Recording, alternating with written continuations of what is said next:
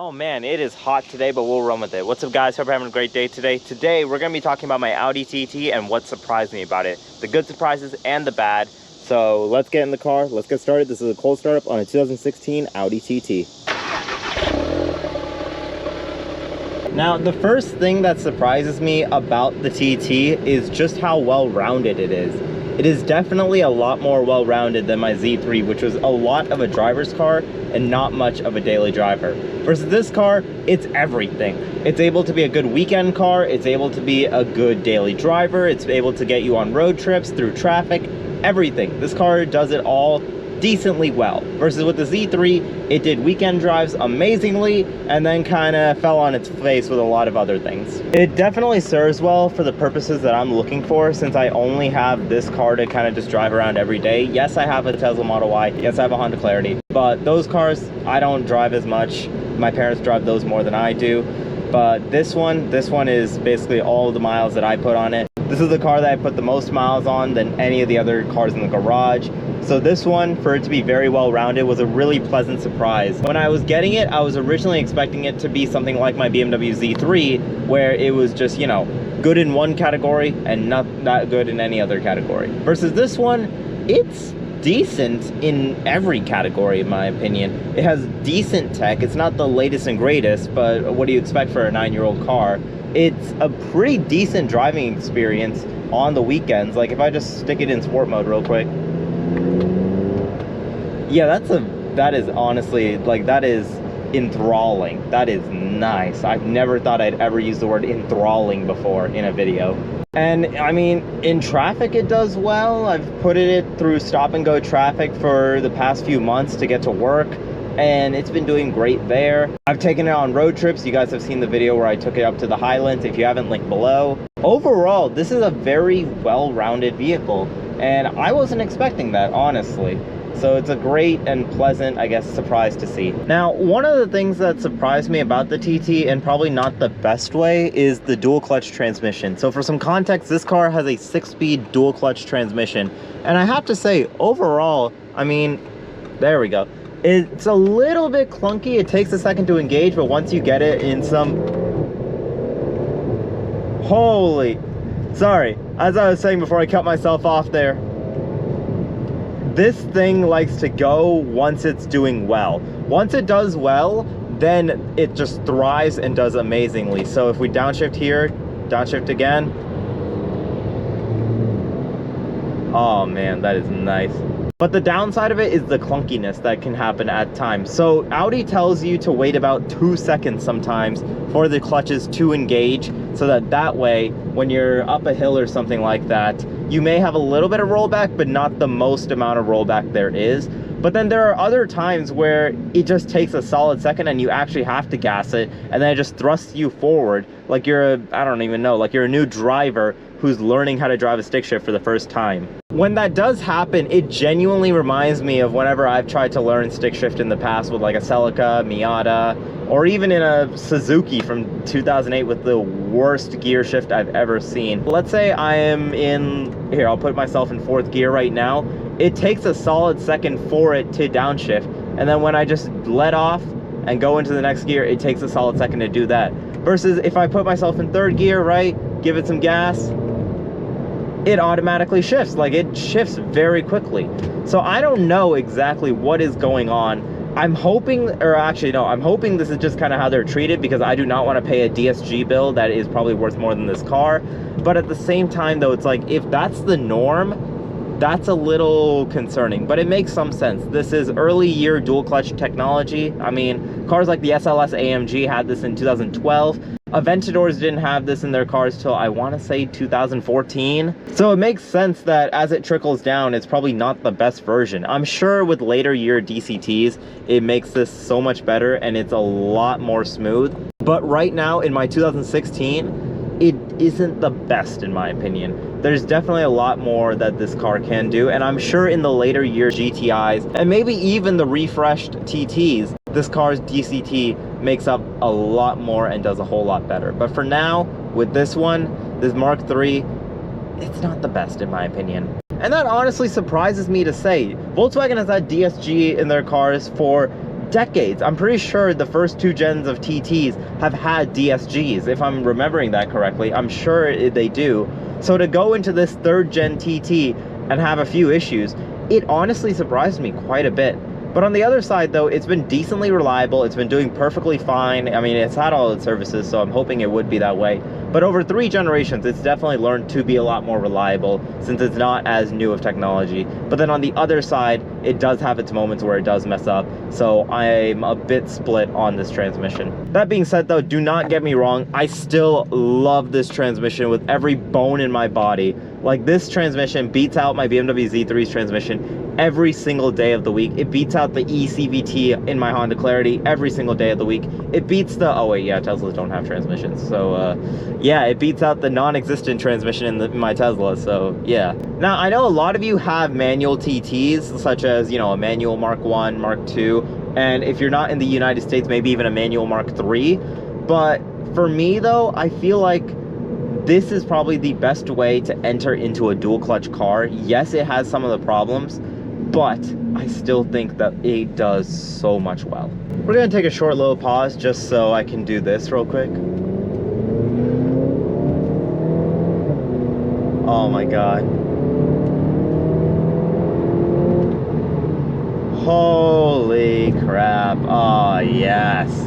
Oh yes, this car is amazing. Oh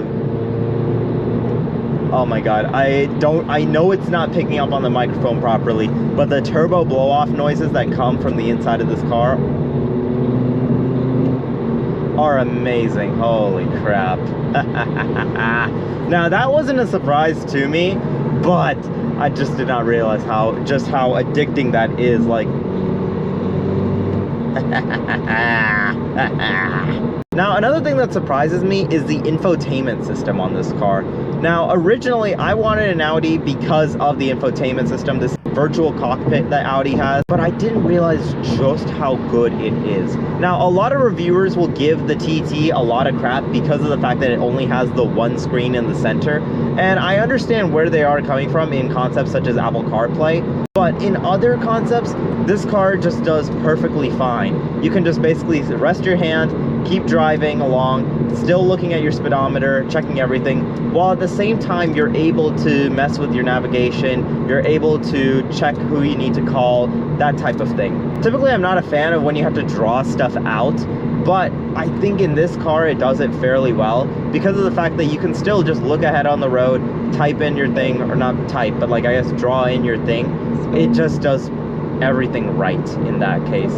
Now, the part that gets a lot of people annoyed is that since the TT doesn't have a second screen, everything, and I mean everything, is stuffed into the virtual cockpit gauge cluster, which I completely get, but at the same time though, it still shows you your necessities no matter what screen you're on. I can still see my speedometer and my tachometer if I'm in the map system. I can still see it if I am in, I don't even know, the media.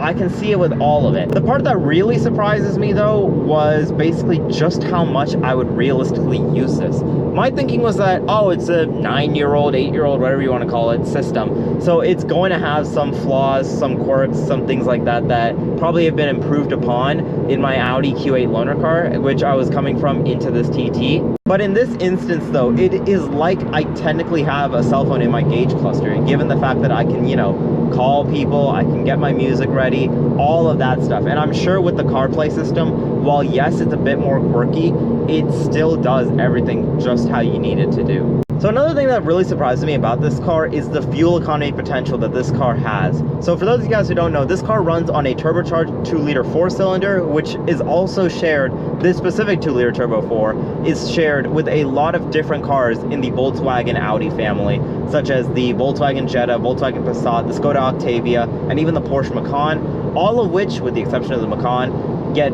very good fuel economy and very well-ranked mileage.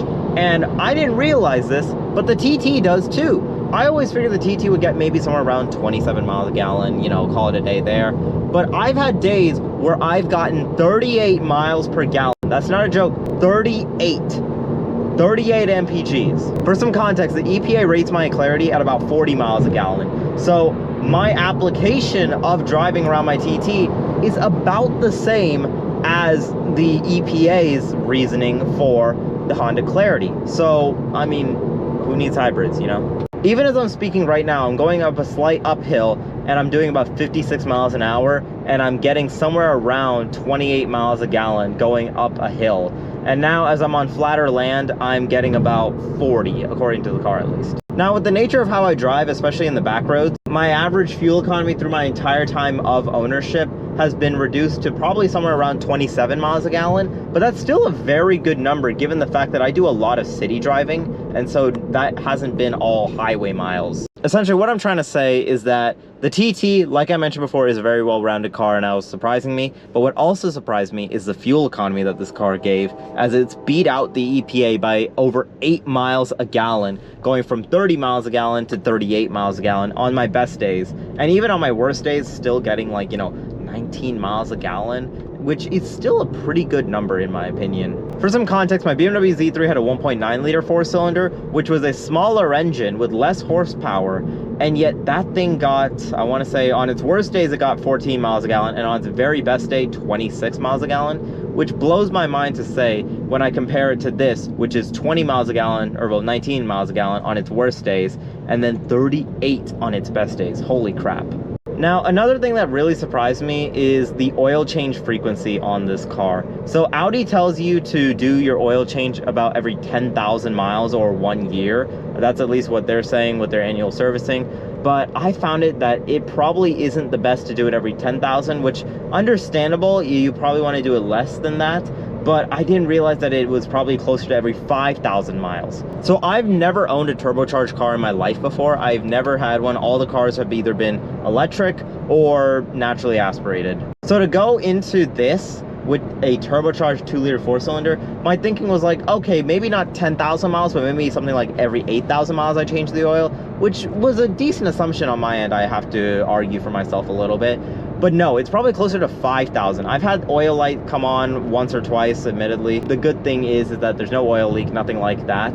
It was more the case of, I just need to change the oil, which is fair. I do have to admit, is fair. At least my engine is not blown up, and knock on wood, it stays that way. I genuinely thought it would be something closer to the 8,000 range. I didn't realize just how much oil that turbocharger will eat up, reducing it to about, from what people are saying, 5,000 miles, which blows my mind. And the final thing that surprises me about my Audi TT, and it's probably not the best way to wrap up this, but it's that the car just sometimes forgets how to be a car. So you might be wondering what I'm talking about with that one. So I've had moments where sometimes it'll throw up a false positive, or there's going to be an electronic that doesn't work. So something that I've ran into with the TT is that is a fully automatic window right there in my passenger side. But what will happen sometimes is that window will stick, and you have to actually like go slowly bit by bit to actually roll up and down that window. Now, this doesn't seem like too much of a problem, but it does come to be a little bit of annoyance whenever I actually open that door. The reason being is that when you open the door on an Audi TT, the window will roll itself down a little bit so that it'll actually, you know, come back up and not hit the frame. But in the instances whenever I do open that door and this window regulator likes to stick, I have to go into the car and manually roll up that little distance, and it always just becomes so annoying because there are times where I forget and I just basically leave my car out with a slightly cracked window, and it's always the most nerve-wracking thing because it's like, oh, what if it rains and I get water in my interior? What if someone uses this as an opportunity to break in? That type of thing. Another thing like that is with the sensors in the rear trunk. So sometimes I've had issues where the trunk will basically not latch, or it'll unnecessarily unlatch when it's below freezing. Now, I don't know if this is a Audi thing or if it's just a general gasket thing. I'm not too sure, but in those instances, it just forgets how to be a car there. And just like that, today's video is in fact over. I hope you guys did enjoy it. If you liked it, leave a like. If you didn't, leave a dislike. Let me know your thoughts in the comments below. If you have a TT, what surprised you about owning said TT? And if you like what you're seeing, leave a subscribe. And just like that, I'm out. I'm gonna get some photos in front of the skyscraper, or at least whatever this giant building is. Peace.